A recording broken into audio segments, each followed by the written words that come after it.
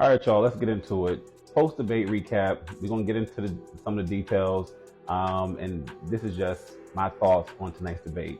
Let me start by saying that I do believe that JD Vance did a good job tonight. And let me tell you something right now. This is nuanced news. This is political posture. And this channel is about truth, being honest, calling like we see it, okay? This is an independent perspective, right? Now, I've made my decision. Y'all know who I'm voting for. It's very clear who I'm voting for, right? But if I'm honest, JD Vance did what needed to be done for his side. He did. And the reason I say that, because he did indeed lie. He did indeed lie. Every chance he got, he did lie. But the reality is that he was able to lie mostly unchallenged. And that's on Tim Walz. And look, I do believe that charisma-wise,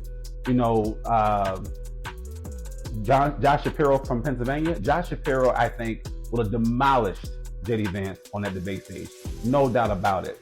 But that's not what we had. We had Tim Walz. Tim Walz is a nice guy. Maybe too nice. Because in my opinion, he didn't have a lot of fight in him. And maybe it's because we are desensitized to what, debate should look like. We're used to the name calling. We're used to the, bitch, I know you lying. I know the fuck you lying. We used to that kind of thing during debate, and we didn't get it tonight. We got somebody who we could tell who leads with love. We got somebody on the debate stage who you can tell is indeed a Christian. We got somebody on the debate stage who literally did not want to do any harm. For that, I think he did a great job, because there are a lot of people who are watching these debates, who are still trying to make a decision, who really don't like the name calling, who don't like the mudslinging, who don't like the divisiveness. They just want to hear policy. On that, they both discussed policy, even if one side told a lot of lies about policy. There was a moment in debate where Tim Walz was asked about his time in Tiananmen Square and how that wasn't an accurate statement, that he was there during that time. I don't necessarily care for how he answered it. He did say he misspoke. I think he could have been more emphatic about that. But I also, on JD Vance, he didn't follow up on it. And the reason he didn't follow up on it is because JD Vance himself will be held accountable for all the lies he tells. If we're comparing who tells the most lies, I would take, so far, Walz is 2, saying he was in the military in a war. He wasn't. Or I knew he was trying to get a point across, so I give him a pass on that. And saying that he was in Tiananmen Square during the protest. And he wasn't necessarily there during the exact same time, but he was there during that time frame. So not a bold-faced lie, but definitely not as powerful as the story had been told, right? Okay, cool. That aside, they were respectful. They both were respectful tonight. I give them that. And that was a breath of fresh air to see people not do too much mudslinging, but really focus on what it is they want to do or what it is they would like to do. Vance sounded normal, surprisingly. He sounded pretty normal, but you still walked away wondering, can I believe you? Like, should I trust you? That kind of thing, you know what I'm saying? So, all in all, I do think that, Vance sounded normal. I'll give him that. Walz should have held him more accountable. I think Walz had some missed opportunities when, he tried to say that Kamala Harris was, the border czar, correcting that statement. Like, JD Vance literally used all the Trump talking points in reference to Kamala Harris. And I just don't think Walz punched him back as hard as he could have. But I said that already. So he could have done better in that regard. If we're talking about gun violence, red flag laws, they both had this, Tim Walz is very clear that he is for red flag laws. He believes that that's important to have. There was a moment when, Tim Walz tried to ingratiate him and be empathetic in a way to say, oh, I didn't know your son was witness a shooting. I'm so sorry about that.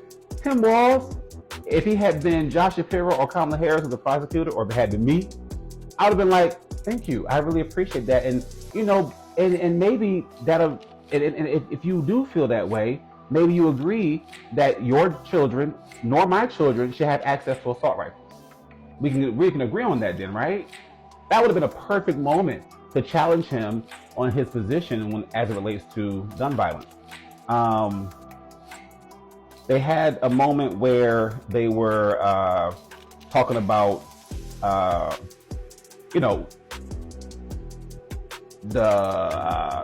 can't read my damn writing. We'll move on. But anyway, there are a lot of opportunities, especially when there were moments where Kamala Harris was, being attacked by J.D. Vance. I think that Walz could have done a better job of pivoting and making sure that, yes, answer the question, but also make sure that you expose the lies that are being told. Now, did he punch? Yes, he did have some punches. He punched on Affordable Care Act. He made it very clear that he used that line about Trump only had concepts of plans and that he didn't really have a plan. There was a moment when he talked about abortion. And when he talked about abortion, he went into this thing about, his friend who had this traumatic event happen to her. And basically, she was glad that she had access to it. So therefore, as the Republican Party, we need to really be basically more sensitive. We need to, talk to more people and come up with a better response to the issue. But again, Tim Walz, to me, could have at that moment said, so this is why we shouldn't have it be in the hands of the states where it's an a la carte situation. Now, he did eventually speak to that, right? There was a moment where he said that, a woman shouldn't have to travel 600 miles to get the care she needs. The 9-month late-term abortion thing, Democrats fumble this every freaking time. I don't understand that. Like, if a Republican says you are for abortions up to the 9th month, the smart, truthful response should be, that's a lie. No one's getting an abortion because they want to, just because they change their mind in the 9th month. That's murder. That's not what's happening. The reason why the abortion laws in progressive states allow termination of pregnancy to the 9th month is because it can take up to the 9th month sometime before you start to have complications that impact your health or the life of the mother. If there's a law on the books that says abortions cannot happen after 15 weeks per se, let's say that's the thing that people say most people would agree on, 15 weeks, that's bullshit. Because what happens if there's a law on the books that says an abortion can't happen after 15 weeks? That means if, for God forbid, you find yourself in a situation where you are at risk of losing your life because your pregnancy has been compromised and you're at week 18, you might die because the law says that termination of the pregnancy can't happen past 15 weeks. Sub-abortion for termination. Abortion makes it sound like, for a lot of people who disagree with abortion, they make it sound like, oh, this is a choice I'm making to cancel the baby. No. Call it health care. Call it terminating a pregnancy, an unforeseen termination. It can be a choice, but no one's making a choice at month 9 to say, you know what, I made it this far, I'm gonna go ahead and cancel it. By that point, they're looking at adoption, and they're looking at foster care, looking at all sorts of options to still carry the child to term. But the case is that there are a lot of people who find themselves in the 7th, 8th, 9th month premature births. Prime example. There are situations where a baby is so premature, but farther along than a lot of conservative states will allow for a termination, where it is the right choice to terminate the pregnancy for the sake of the mother or what have you. So we gotta be able to respond, and I'm saying we as a person who is pro-choice, respond to that lie. There is no abortion in no state that is legal just because you change your mind in the 9th month. That's not a thing. But we don't respond to it. We just kind of like, that's not true. No, speak to it. Yes, does the law say it can happen in the 9th month? Yes, the law in some states does say it can happen in the 9th month. But why, sir, does the law say that? The law says that because if we put a ban on it before the 9th month, and God forbid you end up in a situation that requires you to terminate the pregnancy, you won't get the health care you need, because termination is termination is termination, whether it's life for the mother or not. So we have to have the law be reflective of the possibility that it may need to be terminated up to the 9th month. But obviously, that's not a choice that the majority of women are actually making. And if a baby is born at the 9th month and is viable, the doctor is not killing the baby. That's not happening. Pro-choice people gotta talk about that more clearly. We can't just let that slide. Because that sits in people's minds, and they start to rationalize eliminating that choice and that right for women, okay?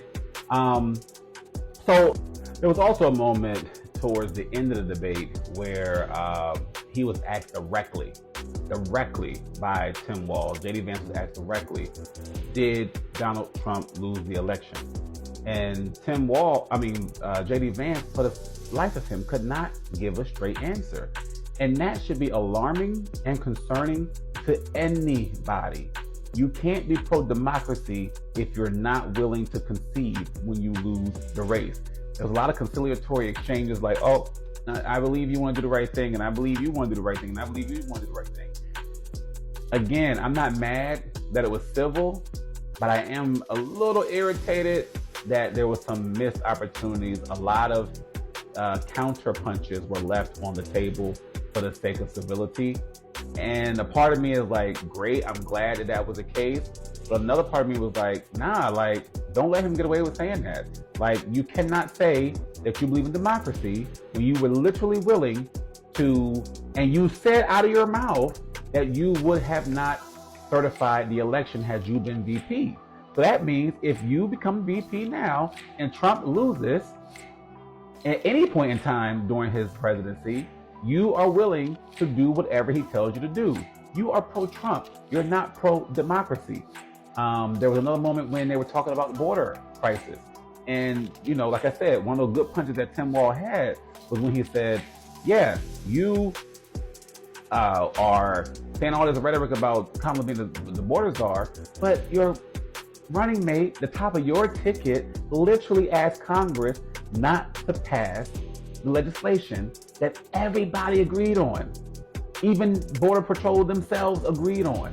It would have done the thing. It would have solved the problem. And your candidate, for political expedience, decided that it was not a good idea for that problem to be fixed right now. Tim Walz, he did say that, And like I said, it's not that he didn't fight back per se. It's that he fought back in a way that we haven't seen since probably Bush v. Gore, or maybe even before that. I would go back and say like maybe Clinton era, like 90s. It was like, yeah, like that. This debate was like a 90s debate, 1989, 1993, 1976. Like the zingers were like, didn't exist really, you know what I'm saying? But again, I think that's the result of the political climate that we find ourselves in now. And at the end of the day, I'm a believer that the environment has shifted. And I understand that people want to see civility and stuff like that. But when you're standing next to somebody who's telling them lie after lie after lie after lie, you gotta be quick with it. And like, nope, that's not what happened. Nope, that's inaccurate because what actually happened was this. Nope, that's inaccurate because what actually happened was that.